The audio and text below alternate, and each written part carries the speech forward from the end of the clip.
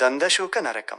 గరుడ పురాణం ప్రకారం భూలోకంలో తోటి మనుషుల పట్ల కనికరం లేకుండా ప్రవర్తించేవారికి, ఇతరుల ఆస్తులను అక్రమంగా లాక్కునేవారికి మరియు క్రూరమైన మనస్తత్వం కలవారికి యమధర్మరాజు ఈ దందశూక నరక శిక్షను విధిస్తాడు.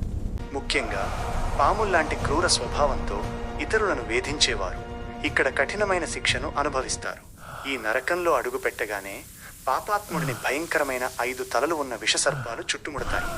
అక్కడ చీకటి రాజ్యమెలుతుంది. ఆ పాపాత్ముడు తప్పించుకోవడానికి వీలు లేకుండా వేల సంఖ్యలో ఉన్న విషసర్పాలు శరీరాన్ని ముక్కలు ముక్కలుగా కొరుకుతుంటాయి. ఆ విషపు కాటు వల్ల కలిగే మంట వర్ణనాతీతం. మరణం పొందని స్థితిలో ఆ వేదనను అనుభవిస్తూ పాపాత్ముడు విలవిలలాడిపోతాడు. చేసిన పాపఫలం తీరే వరకు ఈ బాధ నిరంతరం కొనసాగుతూనే ఉంటుంది. మనిషి తన జీవితంలో అహింసను పాటించాలని, ఇతరులకు కీడు చేయకూడదని ఈ నరక వర్ణన మనల్ని హెచ్చరిస్తుంది.